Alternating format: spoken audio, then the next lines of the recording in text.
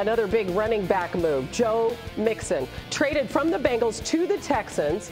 He'd been one of the most productive running backs in the NFL throughout his career. Christian McCaffrey, Derrick Henry, Alvin Kamara, Ezekiel Elliott, the only backs with more scrimmage yards than Mixon since his rookie season in 2017. Also, you probably saw that the Texans lost Devin Singletary going to the Giants.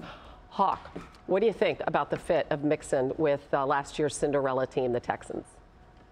I love it. I love it. I think it's perfect for their development as an offense. They get this dynamo in C.J. Stroud, and we've all talked about it. We see a lot of what we see in Joe Burrow in C.J. Stroud, and I think Mixon can bring to the table what he did for a young Joe Burrow. He gets a 3-down back who with pass-catching abilities, and we know C.J. Stroud in this offense loves to do play action and throw the ball down the field off of some of those West Coast Shanahan run concepts that they run. For C.J. Stroud in year 2, the reason why this is so important, we know that the Texans' hole in their offense was their run game. And for a young rookie quarterback who comes on as hot as C.J. Stroud did, the sophomore slump is there because defenses get a whole offseason to break down all the tape. What you cannot do is have him come into the season still with question marks in his run game. This helps mitigate that risk, and it helps C.J. Stroud continue to take those strides and that next step as a quarterback. Yeah, the number one reason why they went to the playoffs last year was because C.J. Stroud on third downs, and that's not normal for a rookie quarterback. They have to find a way in Houston to be better on first and second down running the football. And that's what I love the addition of Joe Mixon. That's why for 48 hours I've been saying sign it back. Look how bad they were on first and second down running the football. Bottom 12 in the NFL when it comes to yards, but under 4 yards of carry per rush, and then running for a first down. So what that graphic shows is you taxed that young quarterback. Now, he was up to it, but that's not consistently sustainable in the NFL for long-term success. So I love the fact that you get a back in Joe Mixon, that you're going to be able to, Bobby Slowick, their play caller, turn around, hand the football off on first and second down, and maybe not have to be in 3rd and 7+ consistently and saying, hey, CJ, can you go bail us out? Because at some point, that becomes too big of a burden for any quarterback to carry.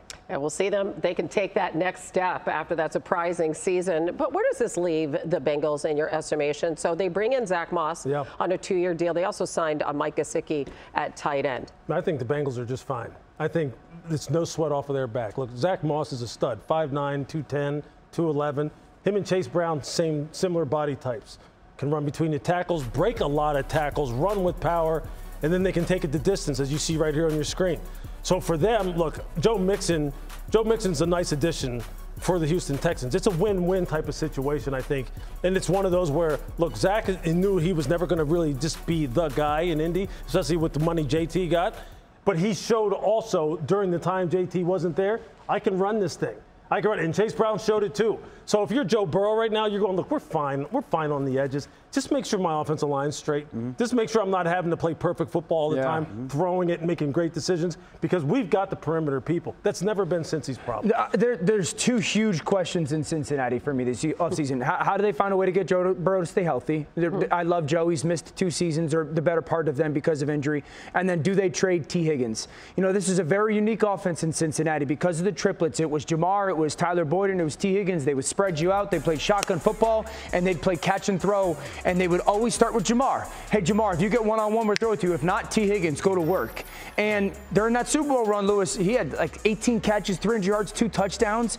And I think the Cincinnati Bengals, it's going to be hard for them to already have paid Joe, paid Jamar, and Tee Higgins. I think they have to think long and hard about trading Tee Higgins for worthy value going into this year's draft. Yeah, then now's the time because of how deep the draft is. Look, the wide receiver depth, when we get to Detroit and we start talking about the draft, the wide receivers you see come off the board, when you see them next year, you're going to go, man, it really was. Let me ask you a question. Can if they get a late first-round pick or early second-round pick for Tee Higgins, can it be realistic for them to find a player at that position, at that pick in this draft, to replace that production at some point this year?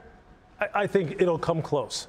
It will come close. Look, you can never say automatically it's a 1-for-1 exchange. Sure. Because look, T is really a 1. Good player. Yeah. T's a 1. He showed he can carry the load when Jamar was out. He can do it. So some team, if they find the right buyer, look, he can be a 1 right now.